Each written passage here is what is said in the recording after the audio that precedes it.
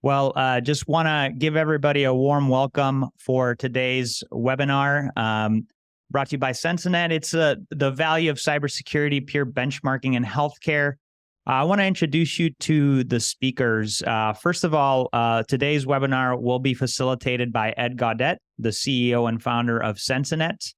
The speakers that will be joining us are Greg Garneau, Chief Information Security Officer at the Marshfield Clinic Health System, Mitch Parker, Chief Information Security Officer at Indiana University Health, and Kevin Torres, Vice President of Information Technology at MemorialCare. We will be recording today's session, and we invite you all to use the Q&A feature at the bottom of your screen to submit questions. We'll be handling all questions at the end of today's webinar. Any questions that we can't get to, if we run out of time, we'll make sure to address them via email. Both the recording as well as the slides for today's webinar will be shared with you via email. So we really appreciate everybody joining us. And with that, I want to kick it over to Mr. Ed Gaudet.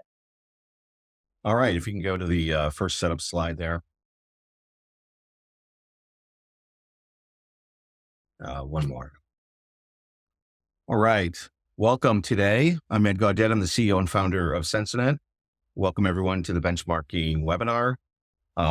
And let's start off with just really talking about and grounding folks on why we do benchmarking. If we can start with maybe Kevin, we'll go to Mitch, and we'll go to Greg. And specifically, how have you been doing it in the past? I know you all joined the first wave of the study. Obviously, we're on our third wave now. And so if you had been doing benchmarking in the past, how are you doing it? Yeah, you want me to start, Ed? Yeah, Kevin? Please, Kevin. Yeah. Okay. Yeah. Before we had Sensinet, we've been on Sensinet now going on our second year. And before we participated in the first annual assessment, we, like many of you, all have to do HIPAA attestations and our NIST framework. And we use a company called Synergistic. Names changed a little bit though, but we used that company and we would ask them, out of the people that you actually do a risk stratification on your NIST framework, how do we compare? And so they could give us kind of like back of the envelope kind of generalities of how we compare to their customers. But with the opportunity to participate in this, you get a broader scope, more health systems, and smattering across the U.S. of different types of facilities that are entering into that. I'm just going to step through three different ways how we leverage the Sensinet portal right now. And we're excited to participate in the second annual assessment. One is when we recently went through our cyber insurance renewal, we used the data from that and how we compared in that last assessment. And they really liked it. And we got positive feedback, so much so that we actually were one of the few health systems that reduced our premium. And we also got more coverage. So that was pretty astounding. The next one was I utilize it for when I present to the board. One of the first questions out of the gate that they ask is, how do we compare to others, our peers? And this is a great example of the data that you can pull in and say, well, this is how we compare to our peers on a national benchmark study. The third way that we look at it, and it was actually came across pretty well, each year, like many of all of us, our CFO and our CEO have to go to an annual reporting agency for the financial agencies. In this case, for us, it's Standard & Poor's and Fitch Ratings. And what we did is we bundled up a portion of that presentation to include how we benchmarked against other health systems when that question came up from the financial rating agency, was it's very top of mind for them. How do you stand up? How do you feel about your NIST framework and your cybersecurity program? And this is a good data to also present there. And we've done it these fundamental ways. So, yeah. Thanks, Kevin. Thanks for setting that up too. We're going to explore each one of those areas in more detail as well as we go through the webinar today.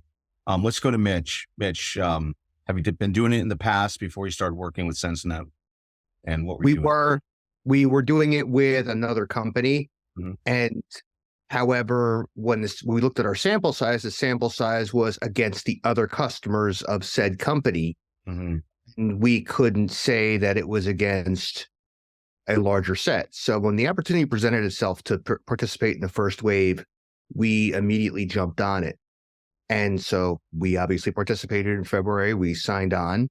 and we participated again. And what I did is I also use this for multiple reasons. The biggest one I used was several weeks ago at our Technology and Infrastructure Board Committee meeting when I presented the results of the August survey benchmark versus the February one and talked about the improvements and talked about switching from a generalized 5-point benchmark to the Sensinet benchmark simply because it provided a better representative sample and because of that sample, I had to provide a more realistic picture to the board of where our areas of improvement needed to be.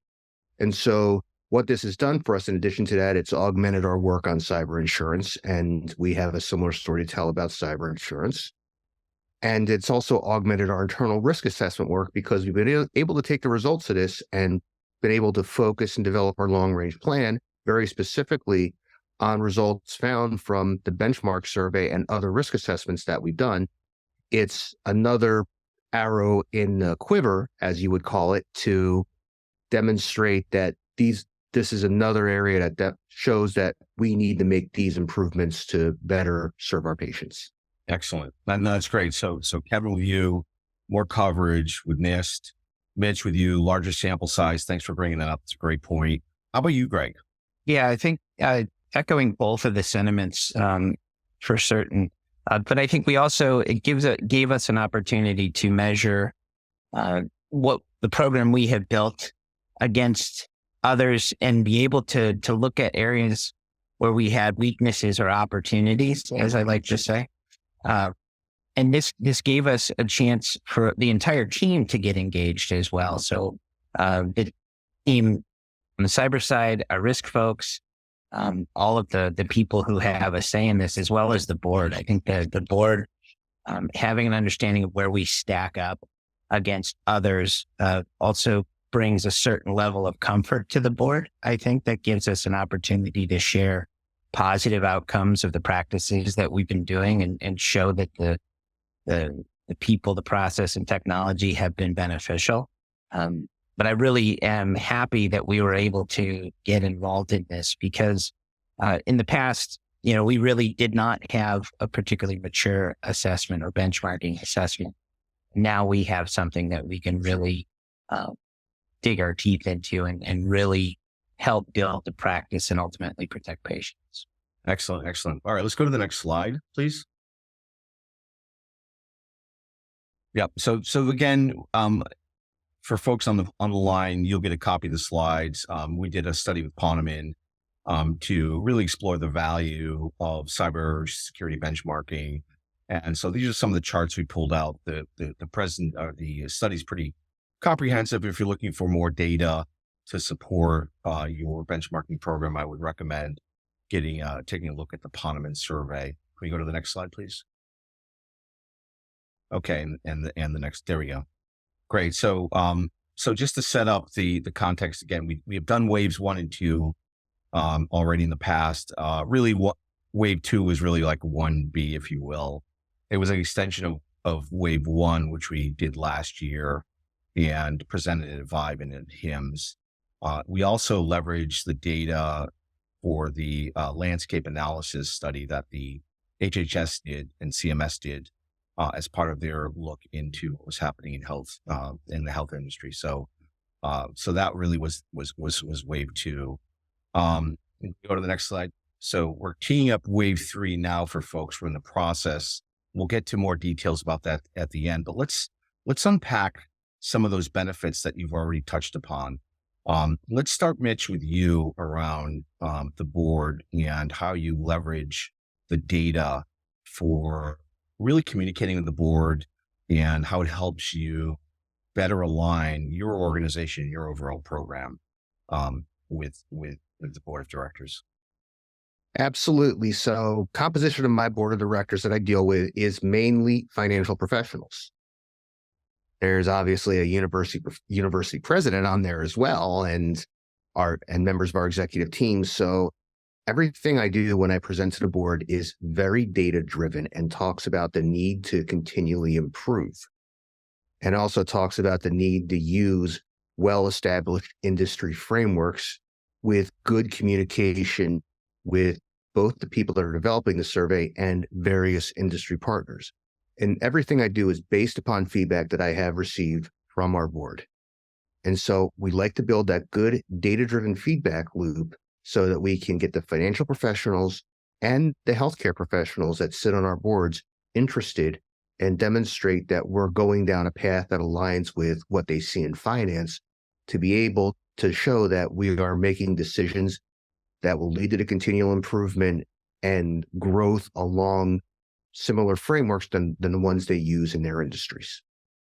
And do you find it helps you with your investment planning, and also really describing the context and the ROI for some of those investments?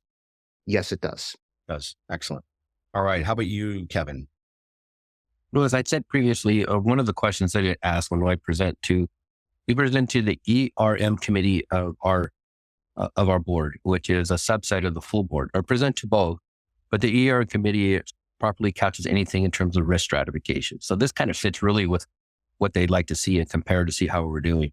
Anything that has data that we could actually lean on to ensure that we compare pretty well against our peers in this area, in this category, it gives them a pretty good foundation. And they ask a lot of questions. So every month they ask that same question: you know, how do we compare to our peers? Can you give us external data that allows us to validate that? And this is where this basically came in handy, where I could just lean into this report, pull it out, and say, this is where we compare. And not only how we compare from a maturity level, but how do we compare with FTEs, and there's other data that we have that you provide in there. Where do we land in terms of how much we're spending compared to our peers? Are we way over? Are we way under? Well, why is that? We start asking questions on that. So it's a good, healthy debate. It really just offers transparency of how we compare ourselves to our peers. That's great. And in cybersecurity, obviously those conversations can often be complex, especially if the board doesn't have any direct experience, right?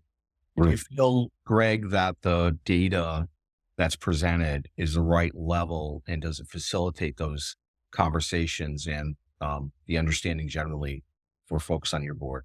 Yeah, I think it's important to speak a language that your board understands. And I think I've learned over the years in presenting to the audit and compliance board, I can really geek out with them on cyber stuff, but then you get the deer in the headlight look. So you want to be able to present data that's digestible, easy to comprehend, and it helps paint a really good picture, right? And as Kevin alluded to, and Mitch, it's how do we stack up against the others? It's something that is constantly asked of me. And so what are our threats? Do we have everything that we need to do to protect our patients? What are we doing that we can be doing? What aren't we doing? What can we be doing differently? And this gives us an opportunity to share where we are, where we've come from, and where we still have opportunities to make changes. But it's important that you are able to provide that level of information to the board so they have an understanding and they have a comfort level with the fact that you're doing everything you need to do to ultimately protect the system, patients, and look for opportunities to continuous improvement, I think is something we also focus on. Excellent. And do you find that the composition of the board is changing to add more cyber experience or more knowledge on the cyber side? And I just throw that out generally to any of you. So I've actually found a more interesting trend, which is board members whose companies have been through cyber incidents. And what I've found from speaking with those particular board members is that they have a more vested interest in addressing it. And also the board members that also serve on boards of banks or serve in other regulated industries also have a very similar interest in cybersecurity. And from banks, it's because FFIEC has been pushing it, and especially phishing training with board members of banks. So we get a lot of feedback from other industries that we've leveraged. And I've gotten feedback from manufacturing, professional sports, and finance, and universities about security incidents And that has factored very heavily into our decisions. So it's not that we have more cyber experts on there. It's we have executives that have been through cyber incidents and are now more acutely aware. That's really interesting. Yeah, No, go I'm ahead. sorry. I'd like to agree with what Mitch is saying there. We're kind of seeing the same thing. It's just that maturity level with them asking the questions that they're now asking are not like it was a couple of years ago. I always have to say for our institution and MemorialCare, it's really the number one thing they think about when it comes to technology. Other than the AI, stuff starting to they see it and hear about it and they want to know what our plan is. And then, we've got a big established Epic EMR implementation. But if I were to rank what they're most interested in, it's cybersecurity would be number one from a technology standpoint, if you want to couch it that way. How about you, Greg? Yeah, we haven't seen a direct move to bring on a cybersecurity expert, although I know some systems have as I talk to them. But the headlines drive a lot of their questions. And, when you have health systems that, it seems like a week doesn't go by where you have another health system impacted by a cybersecurity event. And that clearly impacts them. And in fact, we've had board members who's, they don't live in necessarily our service area, but the hospital that they go to is impacted by an event. So that amps up their awareness and they want to know more. They want to understand, what are we doing so we don't have one of those existential events? And are we doing everything we can to prepare for it? So it very much echoing the other, what Mitch and Kevin were saying, not direct cyber experience, but an awareness that is significantly larger than it has been in the past. Given that change engagement, have you taken the steps to include them into tabletop exercises yet? It's really for anybody. I can answer that. We've done 2 with our full board. You have? Okay.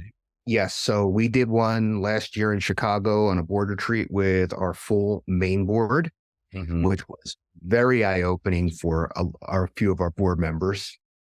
And we actually, because we're a large health system, we have multiple boards across the system. So during our all board retreat in August, we did one with all of the boards, over 100. We had over 100 people, and we went through there with the expectation that every single one of them was going to take this tabletop back to their individual boards and facilitate the same type of exercise. And we got a lot of good questions out of it too. Yeah. Any surprises for you in terms of their engagement or their learnings? I think that there's a lot of them that still believe that paying the ransom is a quick way out. And when we quoted the numbers from a Indiana hospital that took several weeks to recover, even though they paid the ransom several years ago, we quickly discounted that. And I talked a lot about the inflection point between natural disasters and ransomware, which occurred after 2013, where when hospitals used to think of downtime, they thought of downtime as a natural disaster, like Superstorm Sandy or the tornado that hit the hospital in Joplin, Missouri. And now when I hear about hospital downtimes, it's all ransomware. How about you, Greg or Kevin? Yeah, so we actually have we've been doing tabletops throughout the system over the last couple of years. We do have a board one scheduled for Q1 of this coming year. So it will be interesting to see what they have to say and to compare notes with Mitch about what his board was saying afterwards and what ours is going to say. I think it's really eye-opening, and the downtime thing is really something else. When we did one of our very first tabletop exercises, we went through the scenario and said, well, what do you do next? And one of the first responses was, well, we'll just wait for IT to fix it. Because that's what they did. IT will fix it, have it up in a couple of hours, right? Well, no, it's a completely different dynamic now. And I think it's a cultural shift. It really is, in terms of how you get people thinking differently than they have in the past as it relates to downtime and to what that actually means. And how about you, Kevin? But we've been doing, just like everybody else that stated, we do our pretend like we were attacked by a ransomware event. and then just figure out what do we do? How do we run payroll if it's a payroll week?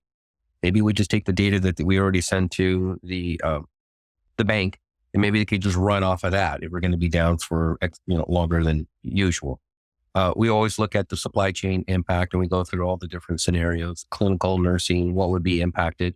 And then we practice ourselves to figure out what we would do in the IT department, the cybersecurity team, to figure out, okay, we're all clear. Because one of the biggest events that might occur is just shut down the internet so you can assess to see if you've been attacked or not. So that doesn't mean you've been completely compromised, but it does introduce another layer of complexity that there are systems that rely on the internet to work in your ecosystem. So be kind of focusing on those areas. And then that kind of involves the leadership teams, and then we report back to the ERM committee of both organizations. Great. Excellent. All right, let's move on to the next slide. Cyber insurance, bond ratings, and other benefits from the data. So, Kevin, let's start with you. I remember you telling me that the data was helpful when you went for your bond rating. So let's explore that a little more. Yeah. So annually, the senior leadership, the CEO and the treasurer or the corporate CFO, just like all health systems, go back to renew their bond rating, and it helps us with a number of things, AA minus, AA plus, whatever it may be. And I was thinking, one of the questions always comes up, they put a packet together, and more the financial rating agencies are asking how well positioned you are from a cybersecurity standpoint. What's your maturity level? So what great way to just say, well, this is how we compare to our peers. So I took a couple of the slides that how we compared from the results of the last wave, and they included it in their packet, virtual packet, to submit to the different rating agency, whether it was Fitch and I think it was Standard & Poor's were the two. And they were very impressed, good feedback. I mean, I got great feedback from our CEO. So this was perfect. We answered that question very well. They like to see where we were in that. And fortunately we did pretty well on the comparison. So that's how we were now they're asking it for next year. So now it's going to be part of the annual review and just include a slide or two on our cyber position. And what does a downgrade on the bond rating mean to a health system if you were downgraded or get a lower? Oh, it can be significant when you're trying to borrow money and then interest and so forth. So just kind of like your personal rating. Right. So it could affect you don't get the deals. Projects or new buildings or et cetera. Correct. Yeah. Yes. How about you, Mitch? I'm going to agree with him there. First of all, everything with the bond ratings is if your interest rate goes up half a point, with the margins we run in healthcare, large construction projects aren't going to get done. So I leveraged the Sensinet benchmarks in my presentation to the underwriters several weeks ago. Every year we meet with about 20 or so underwriters to basically have them bid for coverage with our broker. And that worked out incredibly well because we talked about being on the Sensinet benchmarks. I didn't go into any details because I didn't have time. Mm-hmm. And this particular group of underwriters really emphasizes the program. However, what I found was the correlation between the questions asked in the Sensinet survey and what the underwriters are asking is incredibly good. Yeah. And this also leads into credit ratings because Moody's is who we talk to about bond ratings and credit ratings. Great company. However, they've partnered with another company to do their own independent cyber survey. And even though I have to basically transcribe and fill out again, what I've also found is I'm also able to use Sensinet as an instrument to demonstrate correlation with the one I have to fill out for Moody's and to say, I've got two sources that say we need to improve in these areas, which I sent to our treasurer last week. Yeah, which helps in your investments and your conversations at the board level. Oh, absolutely. Because instead of me going, this is just a subset of a certain consulting firm's customers, I go, this is the Sensinet AHA benchmarking survey. This is the subset of Moody's customers. They pay a lot more attention to those two than they do random consulting company. Excellent. And how about you, Greg? Yeah, I think the data it's important for us to be able to share that with others. And it's not, to Mitch's point, it's not a subset of customers for a specific organization. It is, in fact, a national benchmarking survey. when we are able to show progress year over year with underwriters, and of course, making all of the necessary changes and implementations for a much more secure environment, it's an easier sell for us. We don't have as heavy a lift. And we can use a lot of the data that we've got out of the benchmarking survey and putting it into requests for information from some of these other folks. Mitch hit, real quick, Mitch hit on the point of, you lose, you lower your bond rating, your rates go up. That in today's financial atmosphere in healthcare, that is so catastrophic in many respects to meeting the business goals and objectives, right? And the mission of the business. It shuts down growth. It shuts down opportunities to expand different service lines or specialties, all sorts of things. And when you get hamstrung by that, that's impactful to the overall success of the mission.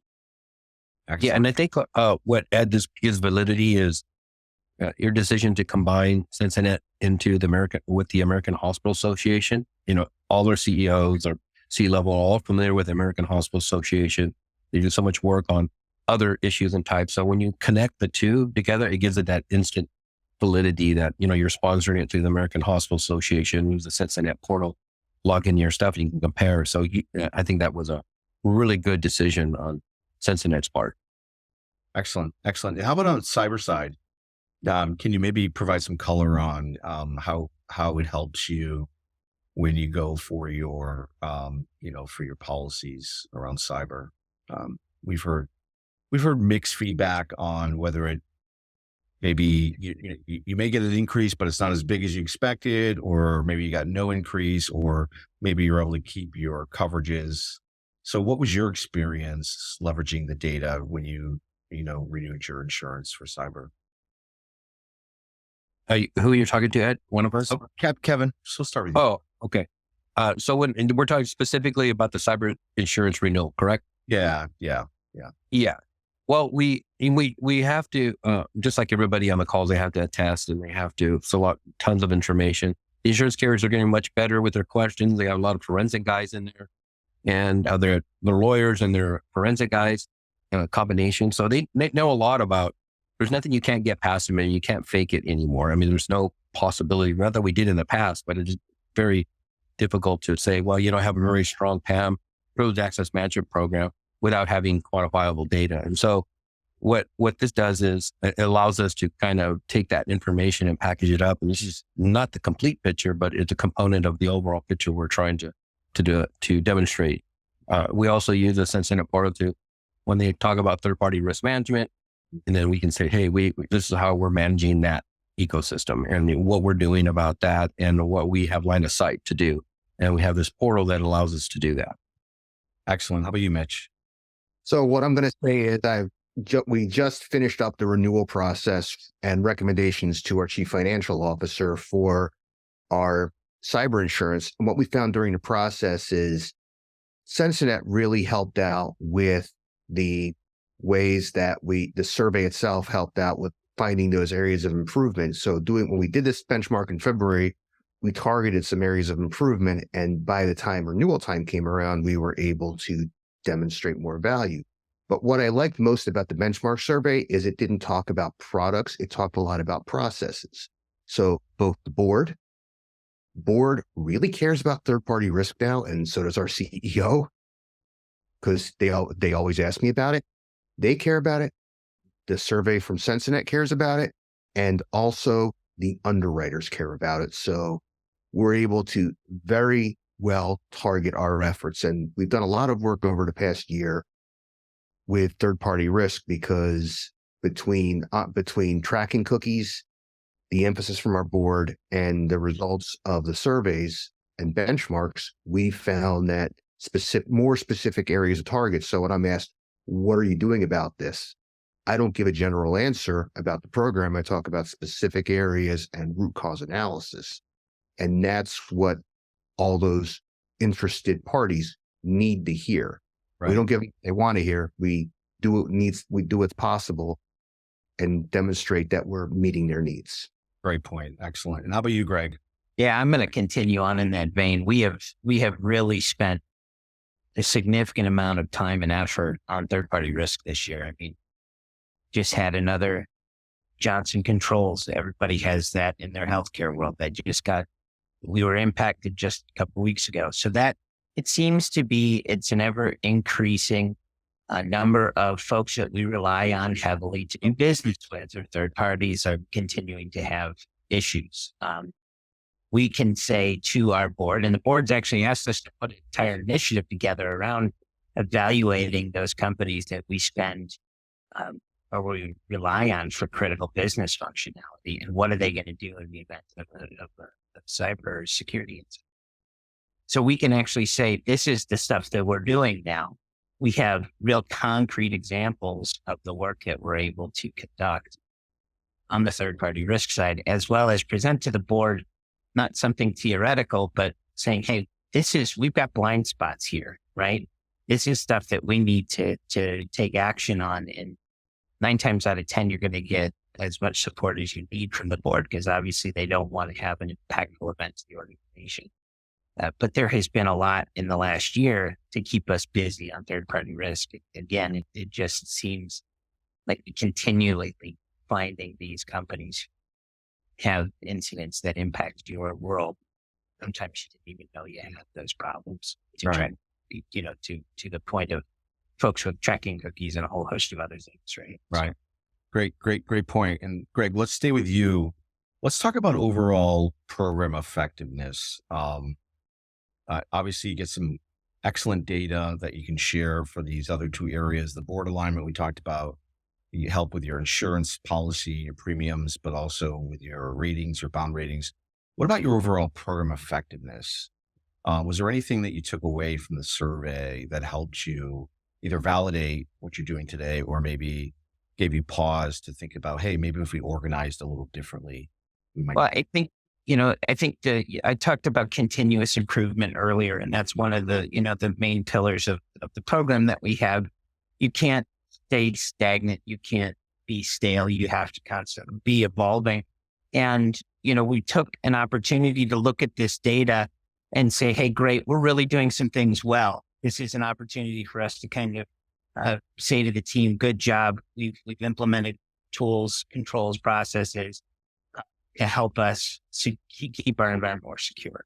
But conversely, we've also found areas where we need to be more mature. And it's the ability to, shine light in the darkness and be transparent about it. You have to be, in order for you to grow and become a better organization. So finding this data, just like when we have, if we have some external pen testers come in and they find stuff, that's good. I always say good. I'm glad we found this. Because if we can see it before an adversary or somebody else sees it and it's impactful, let's fix it. Let's work the program to build in additional controls, new process. Let's close that gap. So I think from our organizational perspective, transparency is important. It's important for us to share with our leadership team that we have, we're growing, continuously moving forward, and we're making changes that will have positive impacts to the overall system. So I think the benefits are very strong. How about you, Midge? So what I found most useful is that the data points on the benchmarking survey constantly evolve. And so what I mean by that has been that usually we have static sets that are required for compliance, such as HIPAA, which really hasn't changed that much since the HITECH Act. And so we need to be able to demonstrate that we are not only benchmarking well, that we're also incorporating findings from new and continually updated versions of it, so we can demonstrate continual improvement in our program. And the way our program is designed, it is very analytical and data-driven. When our new CIO and one of our new VPs came in, I gave them access to our dashboard because I wanted them to see the dashboard, and we track everything. So when we make decisions and we make our long-range plans and we work and we develop aspects of our program, everything is data-driven. And this has helped us provide those additional data points we need to, when we make our decisions, make them based on actual data that is based off of current data sets, because to me, currency is important. I guess, however, Hiccup is such an improvement over HIPAA in terms of staying continual and being able to benchmark against Hiccup 2023 versus the earlier versions of it has been in itself. I can now go and say, this is a credible benchmark. This is credible data I can use to help better develop data-driven plans to improve the program and, more importantly, provide a better patient experience. Excellent. And how about you, Kevin? I think just to maybe add, I agree with both Mitch and Greg, is it's the ability to have continual process improvement. And I think Greg hit that nail on the head. Is, well, we're not all perfect, and we know there's opportunities, and we're just trying to find, kind of where we stack up in the overall ecosystem and with our peers. And it gives us both, on one side, it gives us, okay, we're doing the right things, way to go, we're on the right track. But also on the other side, it says, but here's some opportunity here, and we could spend some money here, or we could put process in place, or we could shine a light in this area to enhance our capabilities. So it gives you kind of a level playing field, so you can see how you compare with others, and that continual process improvement is always back in our head. So I just want to follow up on one point. Mitch mentioned Hiccup, and we talked about where the benefit to that is astronomical, and it's also important. And I use Hiccup now to share that with the board, as opposed to saying to the board, hey, let's talk about NIST, and you get the glazed over look. But you can really easily share with them what Hiccup is. And say, hey, this is what we're doing well. This is what we're meeting. And in the background, you can just let them know, yes, this is crosswalked in this CSF. So, the fact that we're doing all of this well means that we really are a much more mature organization than you may think, or that you never knew. So I think Hiccup is a really, really valuable tool. That's great. Great. Thanks for adding that. And can we go to the next slide, please? So we are on wave 3, and gentlemen, you mentioned AHA. I'd like to thank our sponsors, American Hospital Association, as well as Class Research, which have been partnering with us from the first wave. Recently, with wave 3, we've added Health ISAC and the Health Sector Coordinating Council. So I'd like to thank both of them as well for joining the sponsorship of the benchmarking study. Wave 3 is in process. I think last time I checked, which was last week, we have about 150 or so people that are interested. And of those, about 80 or so are in some form of filling out the survey. They've been provisioned in the system, have access to it. So we're looking forward to a really good number of additional folks joining the survey with the Wave 3 study. One of the things that I often hear from folks about the study is, wow, it takes a lot of time and investment to put the data in. And so from your perspective, what would you tell someone that said, or asked you, is it worth that time? Kevin, you want to start maybe? Well, I think all the points that we just explained, I mean, if it was easy, we just put 2 buttons in and said yes or no, it wouldn't be a good assessment in how we compare. I mean, you need to have those level of information to see, how do we compare our NIST framework in one specific, in this silo, and how do we prevent in this area? And how do we compare in this area? It's not just one thing that we do from a cybersecurity standpoint to ensure the safety for our hospital and health systems and our patients. There's multiple things that go into a comprehensive cybersecurity program. So I don't think just because it takes long, it should be a deterrent. You should say, this is the value you plan on getting out of it. I mean, if you look at this now, Ed, you got CLOS supporting you, American Hospital Association, NHISAC, we're all members of that, health and public sector. So it's really gaining traction. This is going to be the de facto standard I see in the future of how we can compare ourselves from a cybersecurity standpoint. Great. Mitch or Greg? So I will come right out and say that I went to our board and specifically mentioned coordination with AHA, HSCC, and HISAC when they told them that we're switching over to this benchmark. However, that is a level of credibility. And I've gone and spoken to other hospitals on behalf of this benchmark because I wanted to get a larger sample size. And we wanted to see how we compared to other hospitals. The only way we could do that was to get the other hospitals to participate. So we did. And even though, and it doesn't take that long, I've spoken with peers at many smaller hospitals. So as you know, 8 out of the 13 members of the suburban health organization that are hospitals around Indianapolis filled it out last year. And these are hospitals that don't have large IT staffs. They were able to find time and fill it out and find value from it. And the goal when I talk to their VP of operations is to get more hospitals to participate this year. So if smaller hospitals can make the time to do it to demonstrate improvements to their board, there is no argument for the larger ones to not do it. Excellent. Greg, how about you? Yeah, I agree completely. You know, the juice is definitely worth the squeeze on this one, right? The benefit and value you get out of the data points far exceeds any amount of time that you're going to put into it. So, I mean, if you got to do it at night, one night, just grab a couple of your favorite bottles and get to it, right? It doesn't take a ton of time. But I got to say, you know, when you look at the outcomes, when you look at the data that's presented, you can use it in so many different ways to tell various stories to partners within your own organization and others about the work that you're doing. And it's really, it's been a game changer, I think. So I'm very, very happy that others are being evangelists as well. And I think the first time there is an investment, but the subsequent times get easier because you can leverage the power of the platform to update the data a lot easier, or continually keep the data updated. So it's not you're spending, you know, one long night updating your data set.